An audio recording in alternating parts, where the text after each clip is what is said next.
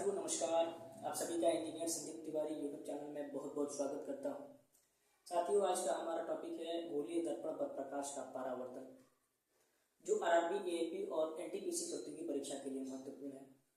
ये 4 केस दिए गए हैं। उससे पहले हम पी, सी और एफ को समझेंगे। पी यानी ध्रुव, पोल किसे कहते हैं? तो साथी परावर्तक सतह के मध्य बिंदु को हम पोल कहते हैं। ठीक है। अगला टर्म है सी यानी वक्रता केंद्र। पोल और वक्रता केंद्र के बीच की दूरी को हम वक्रता त्रिज्या कहते हैं और यह उस गोले की त्रिज्या होती है जिससे गोलीय दर्पण बना होता है। फोकस दूरी यानी फोकस वक्रता त्रिज्या की आधी होती है। ठीक है। तो चलिए दोस्त, पहला केस समझते हैं। जब अवतल दर्पण पर कोई प्रकाश किरण मुख्य अक्ष के समांतर टकराती है तो परावर्तन के पश्चात फोकस से होकर गुजरती है। ठीक है।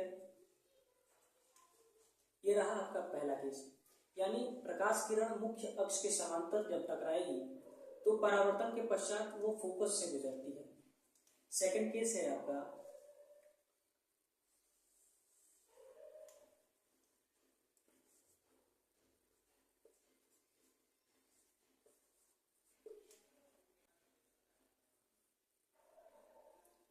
प्रकाश किरण फोकस से गुजरने के पश्चात परावर्तन के बाद वो मुख्य अक्ष के समांतर से गुजरती है।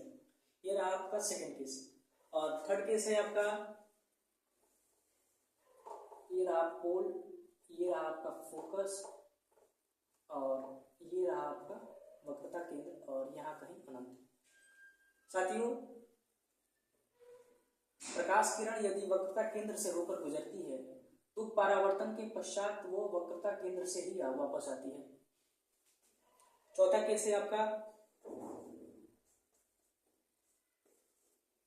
यदि प्रकाश किरण किसी एंगल से अवतल दर्पण पर टकराती है तो परावर्तन के पश्चात उसी एंगल से वापस आएगी। यानी ये एंगल यदि 30 डिग्री है तो परावर्तन के बाद वो 30 डिग्री एंगल से ही वापस जाएगी।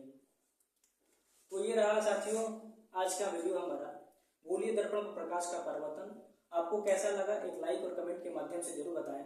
धन्यवाद। जय हिंद।